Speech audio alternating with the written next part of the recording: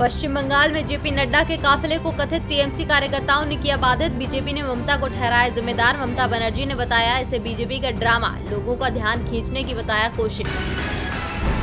Medal जीतने के बावजूद सीधी डीएसपी नहीं बन पाएंगे हरियाणा के खिलाड़ी। सूबे में नई खेल नीति लागू करने की तैयारी में खट्टर सरकार।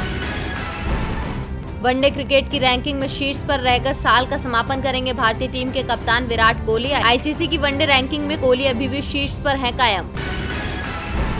एडीबी ने भारतीय अर्थव्यवस्था के अनुमानों को किया संशोधित। कहा अर्थव्यवस्था में गिरावट का अनुमान -9% से संशोधित होकर -8%। भारत में रिकवरी उम्मीद से बेहतर।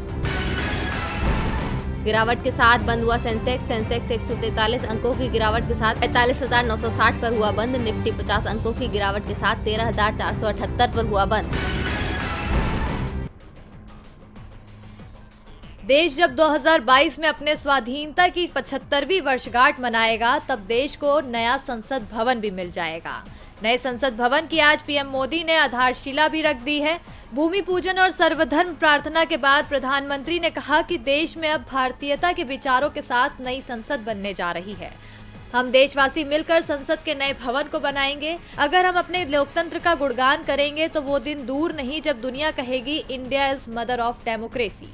पीएम मोदी ने कहा कि हर कोई अपने मन में 2047 के लिए संकल्प ले। जब देश की आजादी के 100 साल पूरे होंगे तब हम कैसा देश देखना चाहते हैं। पीएम मोदी ने कहा कि देश में अलग अलग विचार हैं, लेकिन मनभेद ना हो।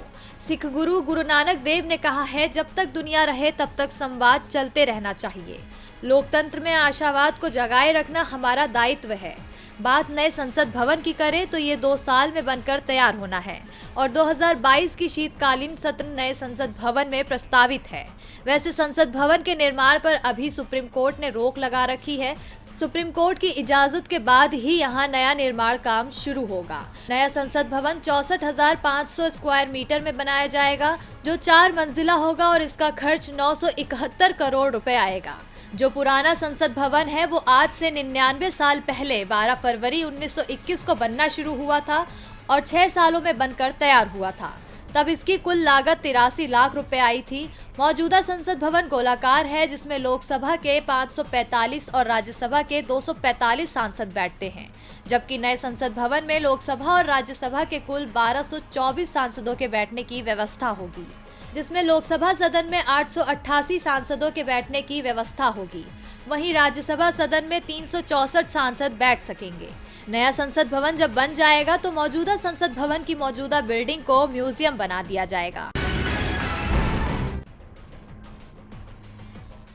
सरकार किसके साथ है, गरीबों के या अमीरों के?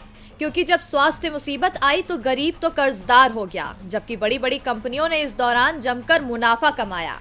भारत का शेयर मार्केट इस समय इतिहास में सबसे ऊंचे स्तर पर है और इस बीच एक सर्वे की रिपोर्ट भी सामने आई है, जिसने सरकार के तमाम दावों की पोल खोल दी है। रिपोर्ट में बताया गया है कि स्वास्थ्य मुसीबत के दौरान पीएम ने देश में पूर्णबंदी का ऐलान किया था। पूर्णबंदी के दौरान देश के 11 राज्यों के करीब 45% आबादी ने अपना पेट भरने के लिए कर्ज लिया था। इसमें सबसे ज्यादा खराब हालत दलितों और अल्पसंख्यकों की रही। इस वर्ग का हर चौथा व्यक्ति आर्थिक रूप से परेशान हुआ है। राहुल गांधी ने इसी रिपोर्ट को शेयर करते हुए ट्वीट किया। जिन राज्यों में ये सर्वे किया गया उसमें उत्तर प्रदेश, मध्य प्रदेश, गुजरात, राजस्थान, महाराष्ट्र, छत्तीसगढ़, झारखंड, दिल्ली, तेलंगाना, तमिलनाडु और पश्चिम बंगाल शामिल है। सर्वे की रिपोर्ट सरकार द्वारा अनलॉक का दौर शुरू करने के बाद सितंबर से अक्टूबर के बीच की स्थिति पर तैयार की गई है।